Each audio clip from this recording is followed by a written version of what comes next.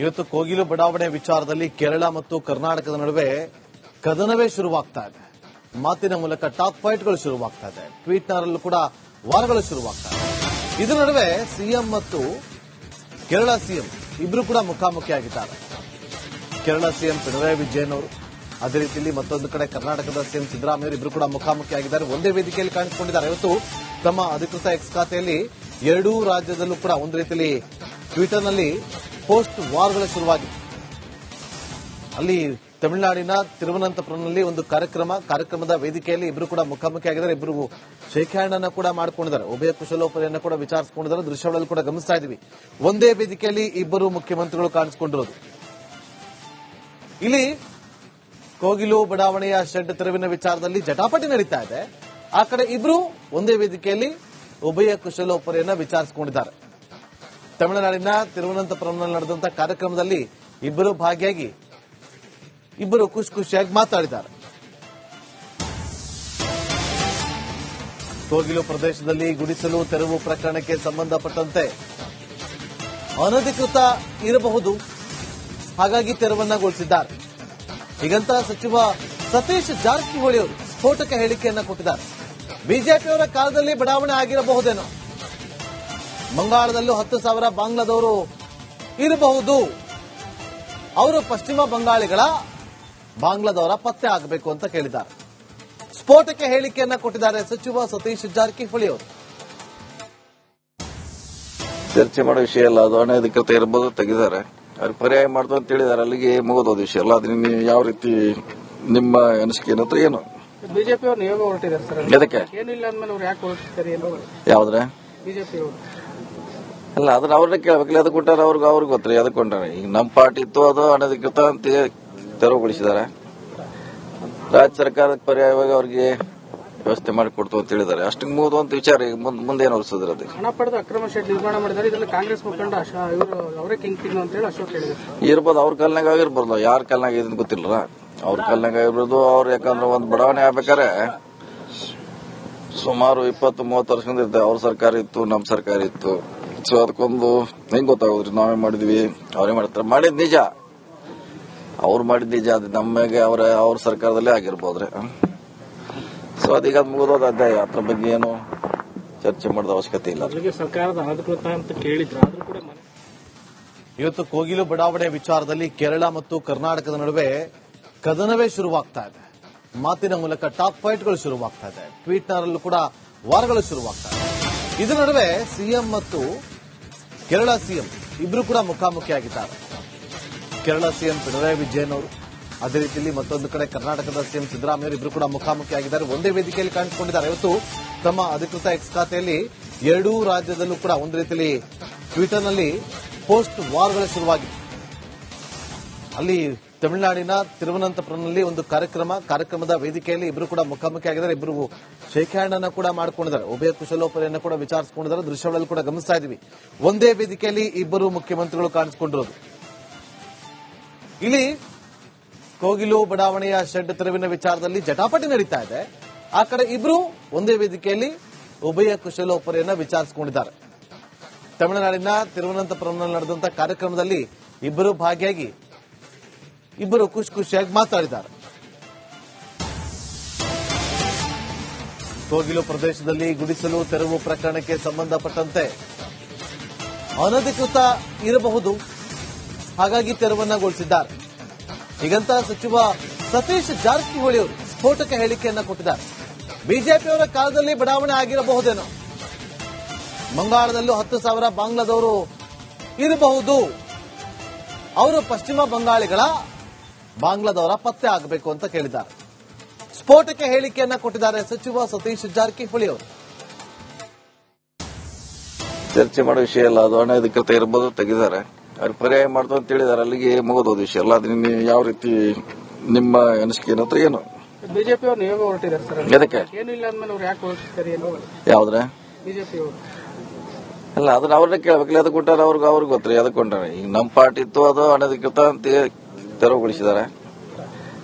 ರಾಜ್ಯ ಸರ್ಕಾರಕ್ಕೆ ಪರ್ಯಾಯವಾಗಿ ಅವ್ರಿಗೆ ವ್ಯವಸ್ಥೆ ಮಾಡಿ ಕೊಡ್ತು ಅಂತ ಹೇಳಿದ್ದಾರೆ. ಅಷ್ಟಕ್ಕೆ ಮುಗಿದುವಂತ ವಿಚಾರ. ಈಗ ಮುಂದೆ ಏನು ಹೊರಿಸಿದ್ರೆ ಅದು ಹಣ ಪಡೆದು ಅಕ್ರಮ ಶೆಡ್ ನಿರ್ಮಾಣ ಮಾಡಿದ್ದಾರೆ. ಇದರಲ್ಲಿ ಕಾಂಗ್ರೆಸ್ ಮುಖಂಡ ಇವರು ಅವರೇ ಕಿಂಗ್ ಪಿನ್ ಅಂತ ಹೇಳಿ ಅಶೋಕ್ ಹೇಳಿದ್ದಾರೆ. ಇರ್ಬೋದು, ಅವ್ರ ಕಾಲ್ನಾಗ ಆಗಿರ್ಬೋದು, ಯಾರ ಕಾಲ್ನಾಗ ಇದನ್ನ ಗೊತ್ತಿಲ್ಲ.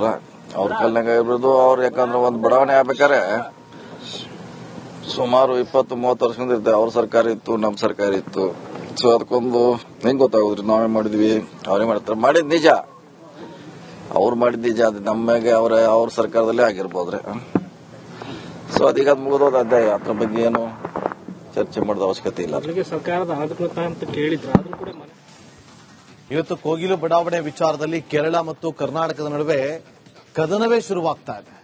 ಮಾತಿನ ಮೂಲಕ ಟಾಕ್ ಫೈಟ್ಗಳು ಶುರುವಾಗ್ತಾ ಇದೆ. ಟ್ವೀಟ್ನರಲ್ಲೂ ಕೂಡ ವಾರಗಳು ಶುರುವಾಗ್ತಾ ಇದೆ.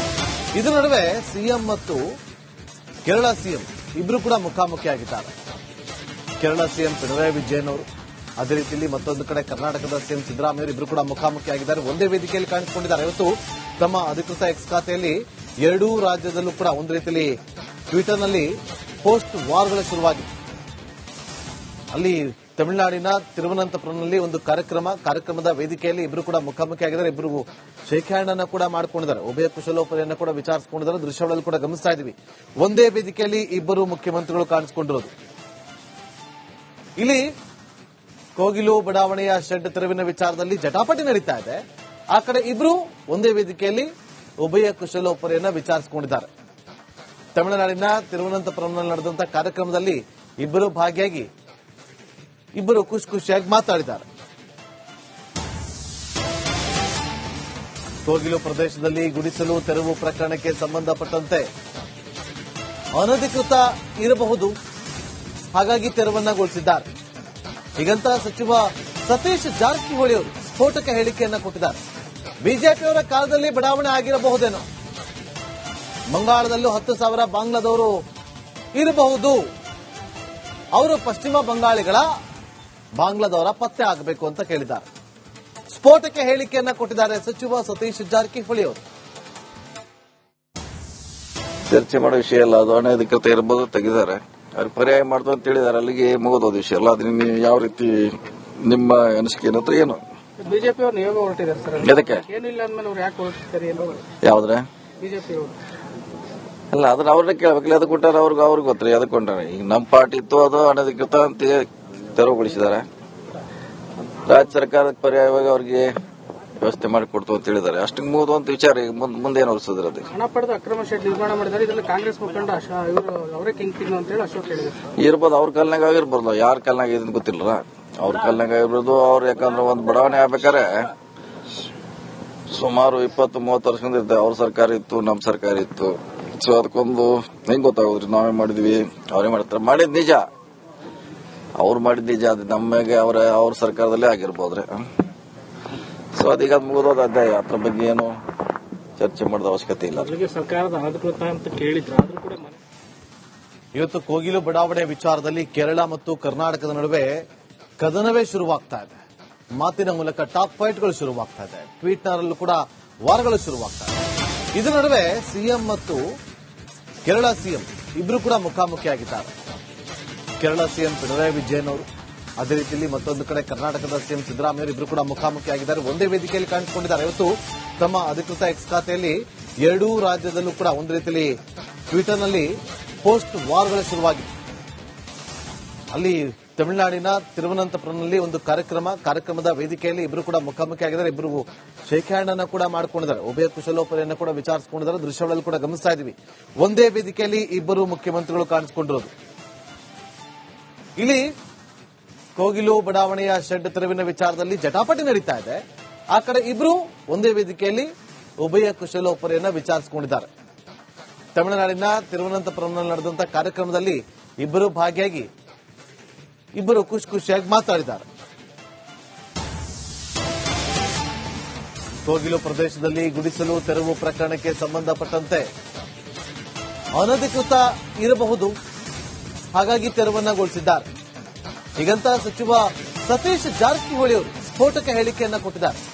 ಬಿಜೆಪಿಯವರ ಕಾಲದಲ್ಲಿ ಬಡಾವಣೆ ಆಗಿರಬಹುದೇನೋ, ಬಂಗಾಳದಲ್ಲೂ 10,000 ಬಾಂಗ್ಲಾದವರು ಇರಬಹುದು, ಅವರು ಪಶ್ಚಿಮ ಬಂಗಾಳಿಗಳ ಬಾಂಗ್ಲಾದವರ ಪತ್ತೆ ಆಗಬೇಕು ಅಂತ ಕೇಳಿದ್ದಾರೆ. ಸ್ಫೋಟಕ ಹೇಳಿಕೆಯನ್ನ ಕೊಟ್ಟಿದ್ದಾರೆ ಸಚಿವ ಸತೀಶ್ ಜಾರಕಿಹೊಳಿ ಅವರು. ಚರ್ಚೆ ಮಾಡೋ ವಿಷಯ ಅಲ್ಲ, ಅದು ಅನಧಿಕೃತ ಇರ್ಬೋದು, ತೆಗಿದ್ದಾರೆ. ಅವ್ರು ಪರ್ಯಾಯ ಮಾಡ್ತು ಅಂತ ಹೇಳಿದಾರೆ, ಅಲ್ಲಿಗೆ ಮುಗಿದೋದ ವಿಷಯ ಅಲ್ಲ. ಅದನ್ನ ಯಾವ ರೀತಿ ನಿಮ್ಮ ಅನಿಸಿಕೆ ಏನಂತ ಏನು? ಬಿಜೆಪಿ ಅವರು ನಿಯೋಗ ಹೊರಟಿದ್ದಾರೆ ಸರ್. ಎದಕ್ಕೆ ಏನು ಇಲ್ಲ ಅಂದ್ಮೇಲೆ ಅವ್ರು ಯಾಕೆ ಹೊರಟಿದ್ದಾರೆ?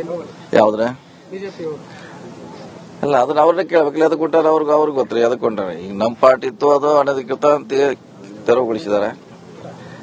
ರಾಜ್ಯ ಸರ್ಕಾರಕ್ಕೆ ಪರ್ಯಾಯವಾಗಿ ಅವ್ರಿಗೆ ವ್ಯವಸ್ಥೆ ಮಾಡಿ ಕೊಡ್ತು ಅಂತ ಹೇಳಿದ್ದಾರೆ. ಅಷ್ಟಕ್ಕೆ ಮುಗಿದುವಂತ ವಿಚಾರ. ಈಗ ಮುಂದೆ ಏನು ಹೊರಿಸಿದ್ರೆ ಅದು ಹಣ ಪಡೆದು ಅಕ್ರಮ ಶೆಡ್ ನಿರ್ಮಾಣ ಮಾಡಿದ್ದಾರೆ. ಇದರಲ್ಲಿ ಕಾಂಗ್ರೆಸ್ ಮುಖಂಡ ಇವರು ಅವರೇ ಕಿಂಗ್ ಪಿನ್ ಅಂತ ಹೇಳಿ ಅಶೋಕ್ ಹೇಳಿದ್ದಾರೆ. ಇರ್ಬೋದು, ಅವ್ರ ಕಾಲ್ನಾಗ ಆಗಿರ್ಬೋದು, ಯಾರ ಕಾಲ್ನಾಗ ಇದನ್ನ ಗೊತ್ತಿಲ್ಲ.